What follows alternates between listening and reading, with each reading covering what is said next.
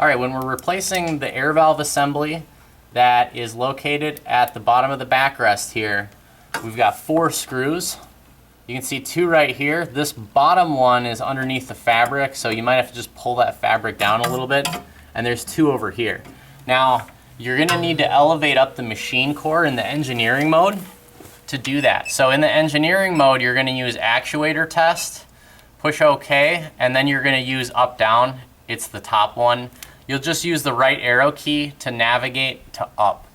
You don't want to use the auto. Auto is up and down, reverse is down. The up one will take it all the way to the top and it'll stop. And once it's at the top, you have access to these screws, you have access to the stems and valves, and you also have access to the power connector.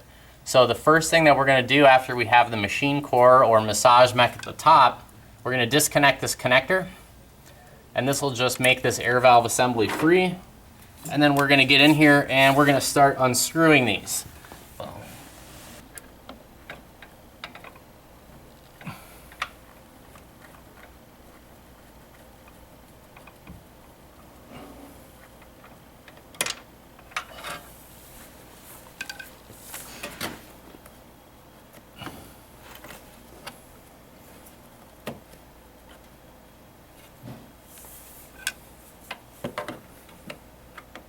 You do a little bit of upholstery fabric on this screw at the bottom here. Just move it out of the way and you'll have access.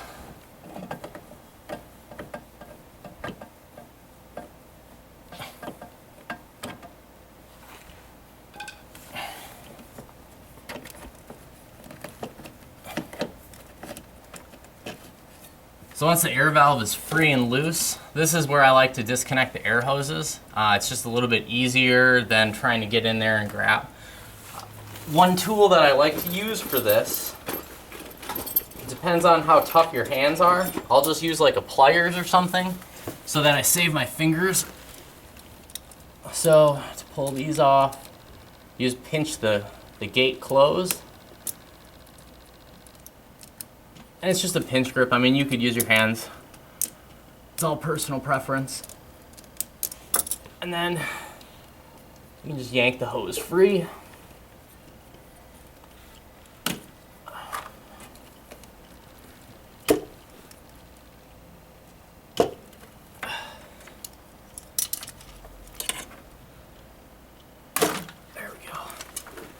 So you can see once it's all yanked free, you've got all the hoses off, all the valves off. All right, so with this, I always like to, every time I'm putting a new part in, I like to install the part before I put the hoses on. Sometimes I'll take the hoses off later, sometimes I'll take the hoses off earlier, but whenever I'm putting a new part in, I like to mount it to the wall first, because putting the hoses on is easier than taking them off.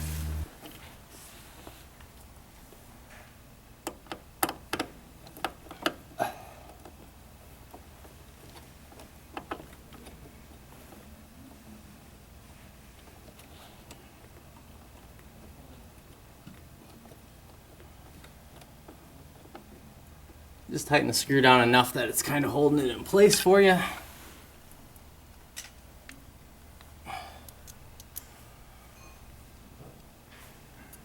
And then you got this one that hides underneath the fabric.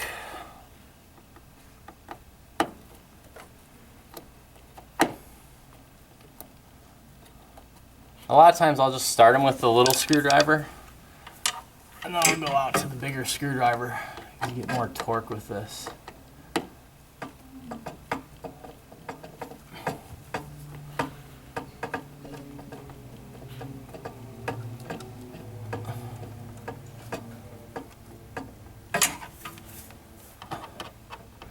With these air valve parts, I try not to tighten them excessively because you got to think that it's a self-tapping screw, and the self-tapping screw is screwing directly into plastic. So you could just bore out the plastic if you got a little too overzealous. And then again, we're just kind of lining up the screw holes.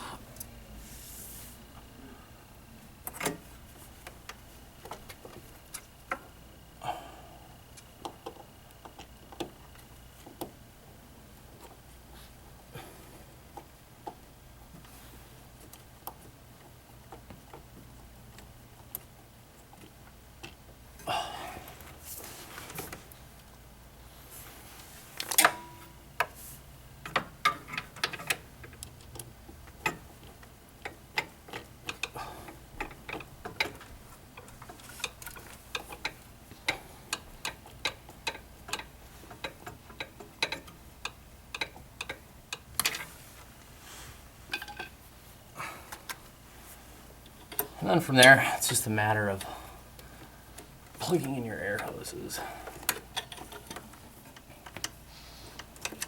And anytime that you plug in a bunch of air hoses, as a rule of thumb, you're going to want to test the air valve or air bag to make sure they're connected properly.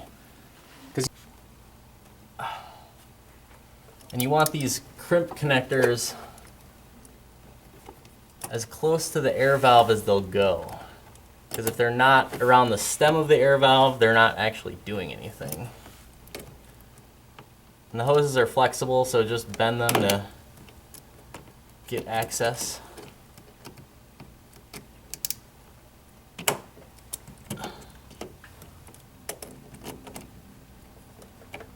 we go. That one's all connected.